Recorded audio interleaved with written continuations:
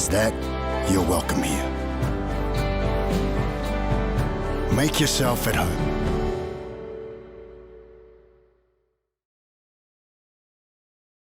Good evening, everybody, and welcome to wherever you are in the world. This is Paul Goddard, and I'm from Working In, obviously, and I'm joined by some of our team at Working In as well. It's great to see you on here this evening or this afternoon or the morning, wherever you are in the world. We have got people joining us from all over the world, which is fantastic. And we're going to actually run through quite a lot of things in the next 30 to 40 minutes or so.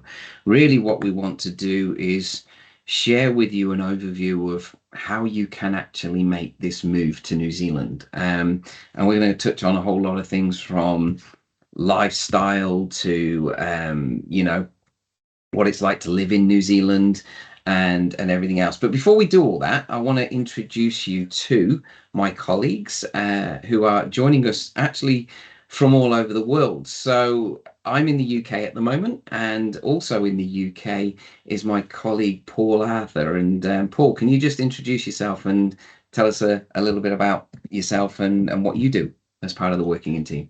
Yeah, thanks, Paul. Hi, everybody. I've been helping people move down to New Zealand now for over 20 years. Understand it's a big move and it needs careful planning. So my role really is to provide advice, guidance and assistance to you throughout the relocation itself. Okay, Paul, thank you very much, very much. And over in Auckland, in New Zealand, we're joined by Monique, who's quite tired. She just flew in from Sydney, didn't you, Monique? So, been a bit of jet traveling lagged, going yeah. Thanks, Paul. on. It's only a 2-hour time difference, but goodness me, it's really thrown me. But the flight was also 3 hours delayed, so my excuse is if I look a bit tired this morning. But You yeah, look so great. my name is Monique, and I'm a migration and journey consultant. I do live in the beautiful Auckland. I've been living in New Zealand for the last nearly 30 years. I was born here, but to Dutch migrants, moved back to the Netherlands, lived there for, I'm not going to tell you exactly how many years because you know my age, but for a long time. And now I'm happy to call Auckland my home. I'm passionate about helping people move to our beautiful country, and I'm here to assist. Thanks. Excellent. Thank you, Monique. And over in South Africa, we have got Sarah. Now, you can't see Sarah at the moment because I'm not sure if anyone's joining us from South Africa at the moment. I think there are quite a few people from South Africa, but there are some power cut issues over in South Africa. So Sarah's actually in the dark at the moment, hence no camera. But Sarah, I know you can hear us. So just tell us a little bit about yourself and what you do as part of the Working In team. Hi everyone. So as Paul said, my name's Sarah. I'm actually originally from the UK, but I do live in Cape Town, and I've assisted people for about 8 years now to move over to New Zealand, and I'm a licensed immigration advisor. So I will do your consultation after we've written a report, and then hopefully help you actually make the move. Perfect, perfect. Thanks so much, Sarah. So, yeah, everyone, we've got a big team Working In, a massive team. I can show you some pictures of some of our team now. It's actually been updated since this slide, I think. I think we've got 23 licensed immigration advisors now in the team. We had another licensed advisor join today or yesterday. So a very large team with a big depth of knowledge. And the reason we have such a large team is we do a lot more than just doing visas. The whole aim really of Working In is to get skilled people who want to move to New Zealand and take you through all the steps that you need to make the move. It's not just about visas. It's about helping you get ready. It's about providing employment support. It's about doing visas, and it's about helping you make the move and settle and stay. So on that note, Sarah, what is the basic criteria that people need to meet to be able to make the move to New Zealand? Okay, thanks, Paul.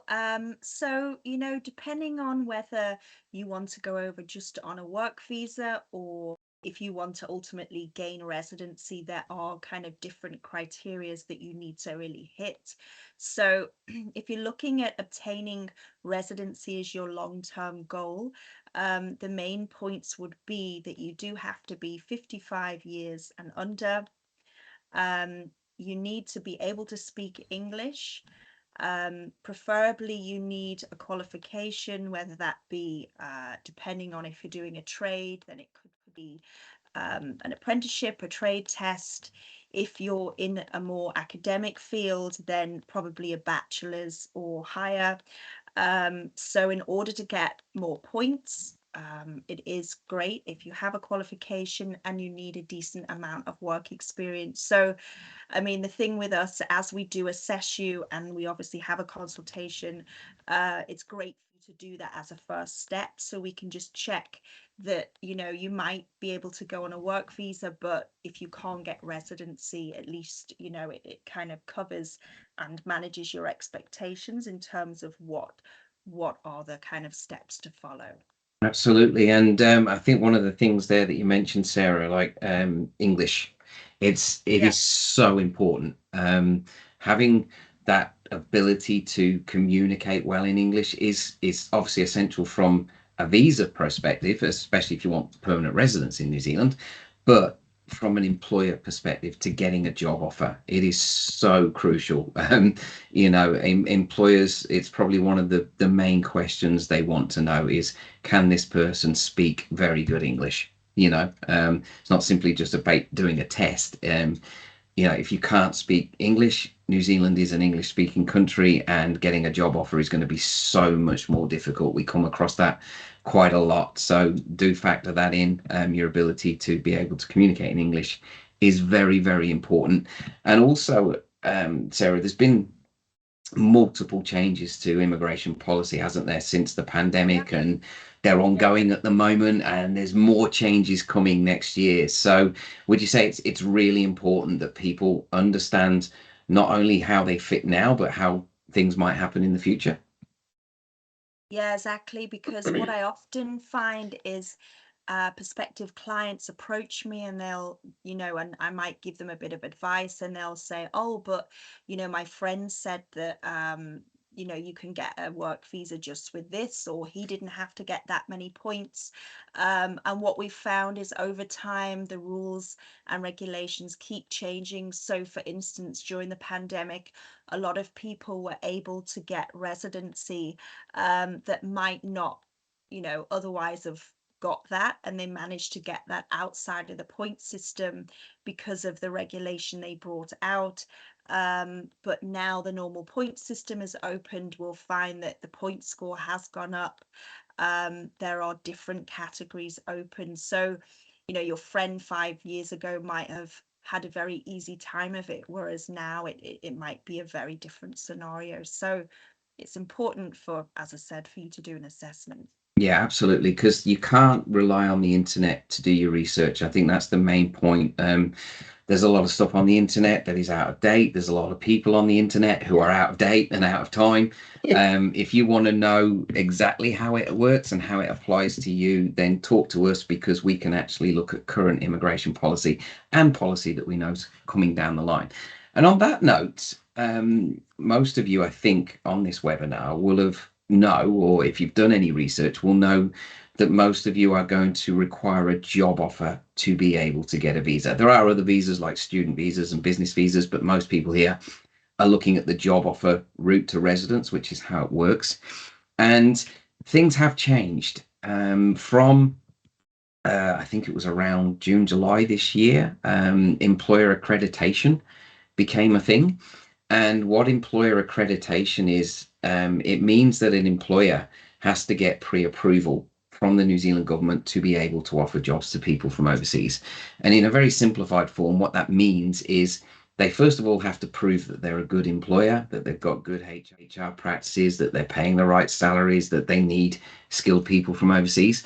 But also they have to go through a process called job check. So any role that they want to actually fill with somebody from overseas also has to get pre-approval. So they have to show basically the job description to immigration, and immigration have to agree that it's a skilled role and it's all correct. And also they describe the ideal candidate they want to fill the role. Now, previously, this didn't happen. Previously, before the pandemic, you could apply to any employer in New Zealand who you match the skills with, that you think that you want to work for, and any employer in New Zealand could offer you a job, and the checks would kind of be done afterwards. Now it's gone the other way around. The checks are done first, the employer is approved first, then the employer can go out and get a job. Now, what that means is there's a smaller pool right now of employers who are accredited. The good news is there's tens of thousands of employers who are accredited, which results in tens, 40, 50,000 jobs that can be done from overseas. And there's hundreds and hundreds of employers all the time becoming accredited. But what has changed is if you are just using your CV and firing it off to employers in New Zealand, the chances of succeeding are even smaller than they were before, and they were tiny before the pandemic, because a CV on its own does not tell the employer what they need. A CV tells the employer that you can do the job. It doesn't show them if, when, and how you're going to get to New Zealand if they offer you a job. And just like you guys are all on this webinar tonight to get some clarity and get a way forward, an employer also needs clarity and a clear way forward if they want to move forward and offer you a role. And so you've got to approach the way that you secure a job offer differently to how it was done before, or differently to how you think it's going to be done. And you've got to try and get ahead of everybody else who's also trying to make the move. I think right now we've probably got the largest amount of people we've ever seen wanting to move to New Zealand from all over the world, because there's problems happening, as we know, all over the world. And whenever that happens, everyone wants to go to New Zealand. Also, New Zealand has got its lowest unemployment rate ever. 85% of employers are saying they're struggling to hire people. The borders are now open to the whole world for New Zealand, which is great. And there's competition for these roles, and you have to do more than your competition. You have to be better than your competition. I say to people, it takes hard work to secure a job offer. You can't sit back, even when you're working with somebody like us, and expect jobs to just materialize. That's not the real world. We can actually do this, and we can help you do it. And I'll explain that a little bit more shortly. But the key message here is employer-led migration now. Employers are doing the hard work to prove that they've got the roles that are available, and then it's about going out and finding the people who match those roles. So we can help you, but before we actually get into how we help you, I'll introduce Monique, and Monique's going to tell us a little bit about who we can help, and more importantly, who we can't help, because that's really important. We can't help everybody. We don't offer to help everybody. We only offer to help people who are a good fit for us, and if we're a good fit for you. So Monique, what would you say around the types of people we can help? You talk to hundreds and hundreds of people every month. I mean, who is our ideal candidate? Okay, and I know that you've already mentioned it, Paul, and you, Sarah, but I'm going to say it again.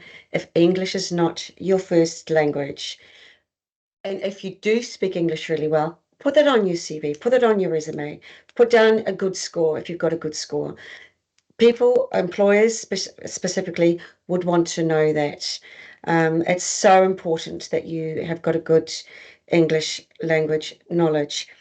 If you have got a job in one of the key sectors like IT, infrastructure, education, healthcare, hospitality, finance, and I'm sure there's more. I mean, governments really are 6 months behind reality, and the reality is we've got skill shortages across lots of different sectors in New Zealand. If you've got the matching qualifications and at least 2 years of postgrad experience, those are the people that we can help. Also, what we also say, preparation is key. If you're not well prepared, and by preparation, I mean get all your original documents, make sure they're all translated into English. If you're well prepared, you're going to be successful. If you're not well prepared, you're not. So many people start applying for jobs and they're nowhere near prepared. So do that first. And once we believe that you are what we call document ready, then start applying for jobs, and no sooner. I hear lots of people saying, oh, I've been applying for jobs for the last 4 months.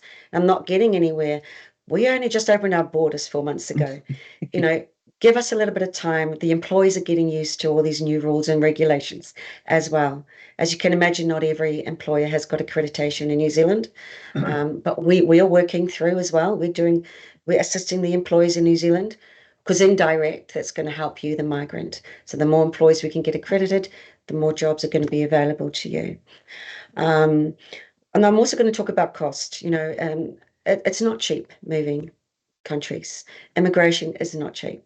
So we will talk about the cost and the consultation that you will have, the full consultation, if you want to do this. Paul or Sarah will talk about the cost of immigration. There are costs to the Immigration New Zealand for the visas. There's going to be a medical check. There's going to be a police background check. And if you would like to engage the services of an immigration company like us, we do charge. There will be fees, and we will explain exactly what that is. So no stone is left unturned. We want to make sure that you can make an informed decision, and there's not going to be any hidden costs, any surprises along the way. So you can make a decision if moving to New Zealand is going to be right for you. Yeah. No, it makes complete sense, Monique. So basically, we want people who have got good skills, good experience, can speak excellent English, have got the funds to make the move, or can get the funds to make the move. Ideally, have done a bit of research. You know, they're not just going into it blind. And I think one of the other key things that I often get asked is, how soon can we engage with somebody? And as a rule of thumb, I generally say, look, you can start some of the process with us if you're within 2 years of moving. Ideally, you will be within 12 months of moving, but if you're within 2 years, you can start the process with us. If you're beyond 2 years, probably a little bit too soon. You know, we're looking for people within that 2-year window. And thanks, Monique. I think you've brought up some very, very valid points there that we obviously do come across a lot every single day, because we do literally get hundreds and hundreds of people reaching out to us every day, which is amazing. And we appreciate all of you being on this webinar as well. So what I'm going to do now is I'm going to talk to you about the 4 steps that we take people through to be able to make a move. And they sound very, very simple. Get ready, get a job, get a visa, get on a plane. It sounds very easy. It's not easy. It's easy to understand. It's just difficult to do. The reason these steps are so important is most of you who are looking to move to New Zealand will immediately realize that you need a job offer to get a visa. And then you'll also realize that when you look at jobs, it says you need a visa to apply for this role, or you need a visa to be able to do this role. So it's like what we call a catch-22. Can't get a visa because you haven't got a job offer, but you can't get a job offer because you haven't got a visa. Where do you go from there? And everything kind of grinds to a halt instantly. You've hit a huge brick wall straight away. So what we do is we do it slightly differently and say, no, do this move in steps and focus on the steps, because every step has a barrier and hurdle to overcome, and you've got to break it down. Step 1, getting ready for the move. So important. There is no point talking to an employer unless you can prove to an employer that you're fully prepared, ready to move, and everything's going to be okay, because they want that clarity. Getting ready and getting yourself in a position where you can prove that to employer is virtually impossible if you're doing this on your own. You know, you could tell an employer that you're fully prepared and ready to make the move. That just means you're keen. It doesn't give them any peace of mind. They want clarity. They want certainty. If you're using us to help you make the move, we can give them that certainty. We can turn around to an employer and say, this person is eligible for a visa because we've checked it out. They're document and move ready because we've done that as well. They're available on Zoom for a call. If you're not accredited, don't worry. We can talk to you about accreditation and help you get accredited. And if you offer them a job, we can have a visa issued quickly. That is much better than here's my CV. Your CV on its own does not tell the employer enough to make them move forward. So getting ready is super important. Employment support. We have to be very clear on this. We do have something called an employment portal, which I'll show you a quick slide here. Our employment support isn't us going out and getting you a job offer. Okay, That's not how the process works. As skilled people, you know better than anyone what you do. You know better than anyone where you want to do it and how you want to do it and who you want to do it for. What we need to do is give you the tools to put you in the best position to interact with those employers in New Zealand that you're interested in or who may want to talk to you. And at the same time, remove those barriers that stop the employer engaging with you.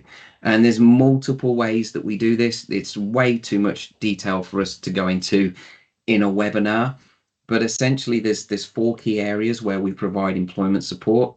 It's around online jobs, i.e. the jobs that you see advertised online.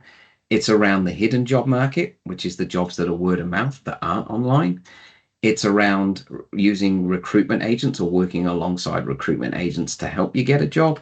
And it's about, do you take a trip to New Zealand to get a job offer? Those 4 areas are where the jobs are. And whichever route you're going down, we have got tools and information and support where we can help you go down those routes. But we have to be clear, this is not us going out and getting you a job offer in most cases. Occasionally we do that. We do work with hundreds of employers right across New Zealand. As Monique said, more and more employers are coming to us all the time because of employer accreditation. Of course, if there's ways that, you know, we see an employer that might be interested in you, we can look at things at matching you up. But essentially, you have to put the work in to get a job offer. You can't just pay somebody, sit back, and suddenly a job appears. That's not the real world. It's not how it works. And we give you the tools to do that. And it takes as long as it takes. Then we provide visa assistance. That goes without saying. I'm a licensed immigration advisor. Sarah's a licensed immigration advisor.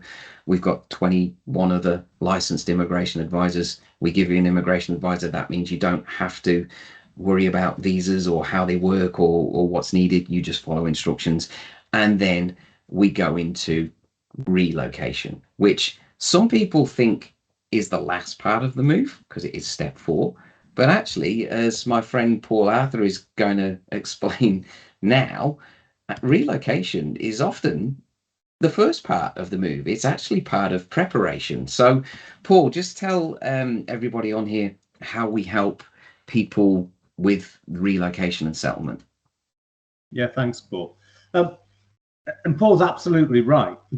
Once somebody becomes a client of Working In, I get involved straight away.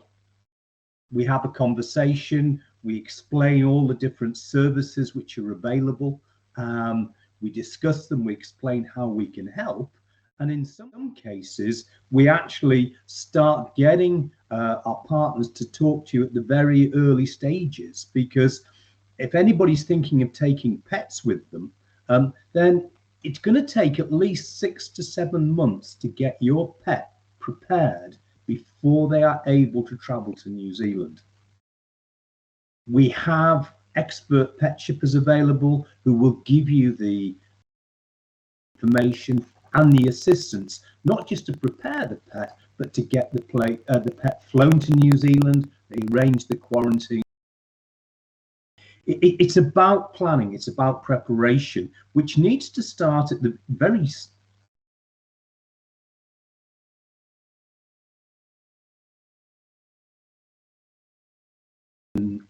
but you have flights, you may decide to take household and personal effects, a motor vehicle.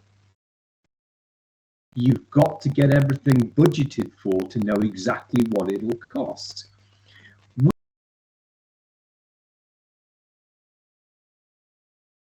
can use with confidence, not only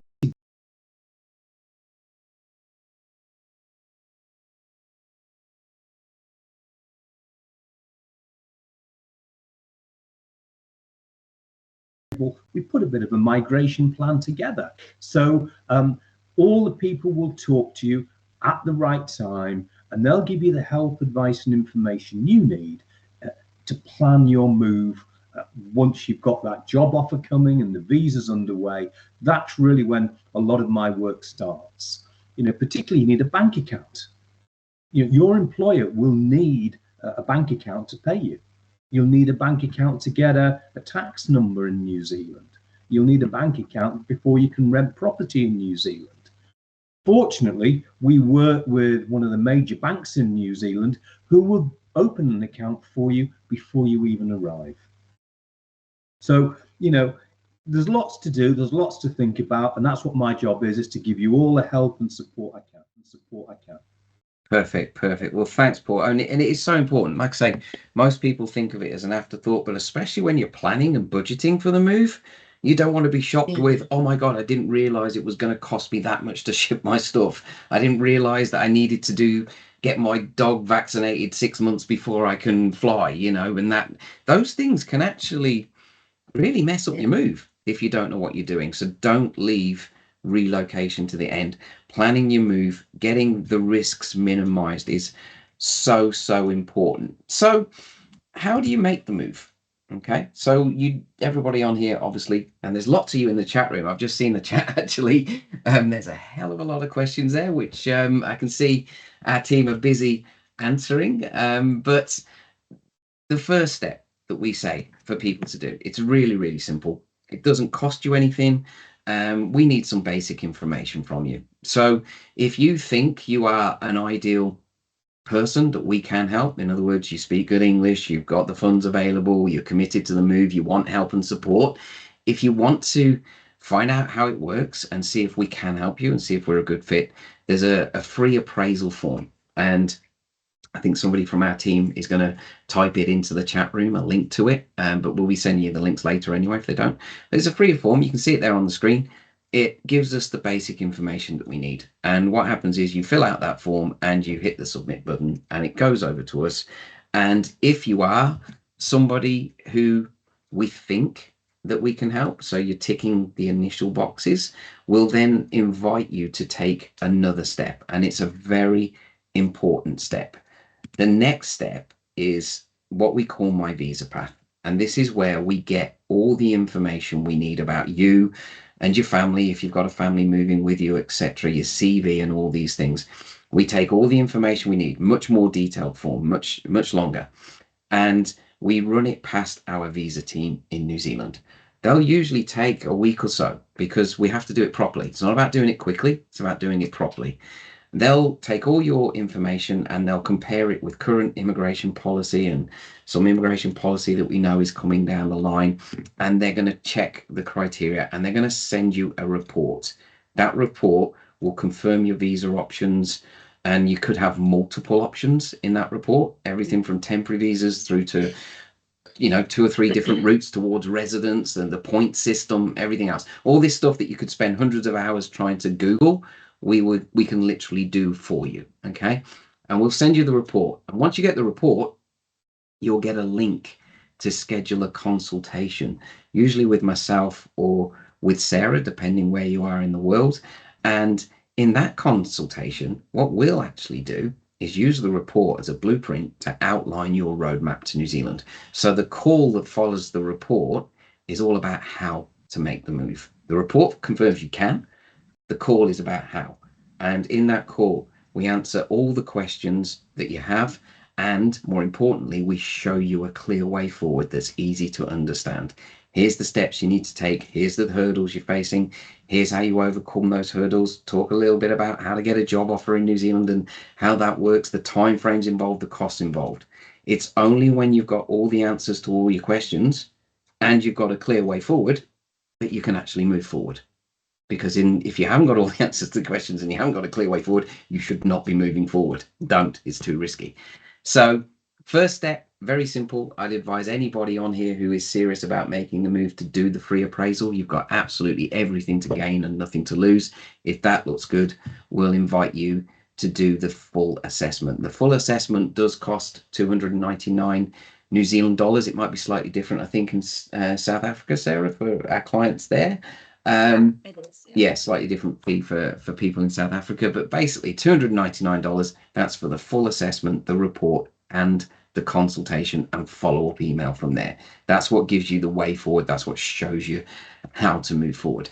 So that's really covered everything from me, and we did it bang on in 30 minutes, which is pretty stunning, as it wasn't scripted or anything as usual. We're getting better at it, Paul. Which is great. So I think for me to summarize things from my own personal choice, moving to New Zealand is all about this, and this is what I'm going to show you on the screen at the moment. It's about lifestyle. We've talked a lot about visas, talked a lot about jobs, but what is the ultimate goal? The ultimate goal is to live in a country that is stunningly beautiful, has a nice temperate climate, year round. You can do everything from skiing to snowboarding to surfing to mountain biking to whatever. And those things that they just become instantly accessible almost every day. I've lived in New Zealand for 18 years. Monique's over in New Zealand right now. Paul Arthur's been to New Zealand on numerous occasions and has helped thousands of people move over the last few years. And if you want a really good work-life balance, if you want to, really get somewhere that's a bit more laid back, then honestly, in my opinion, which I am biased, there is nowhere better than New Zealand. It's also one of the easiest countries to settle in. It's not, obviously it depends on which country you're coming from, but for most people, it's not a massive culture shock. It's kind of what you used to, but better. And people often say to me, what's it like to live in New Zealand or move to New Zealand? And my answer is very simple. It's easier. It's easier because there's less people. It's easier because the weather's nice. There's no snakes. There's no spiders. There's no crocodiles. There's nothing there that can kill you in that way. And if that's what your ultimate goal is, and if you want to, join some of our team, and these pictures are actually of our team and people that we know who work with us. These are all taken by us of their life in New Zealand and what they're enjoying, then we would love to help you make the move. It is a stunningly beautiful place. You do have to work hard to get there, and let's not pretend you work hard when you're there as well. It's all about work-life balance. It's not a third world country, it's a first world country. And so main thing is get yourself prepared, get yourself ready, break the move down into steps. First step, very, very simple, complete the free appraisal form. I want to thank everybody for joining. Your questions, there's lots and lots of questions in there. I can see, I was going to answer a few, but I can see we've been answering them all for you. We will be sending you an email. Do click the link and do the free appraisal.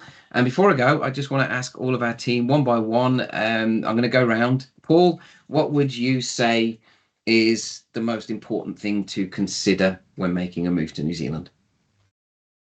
Doing it right will cost less in the end. Very good, very good.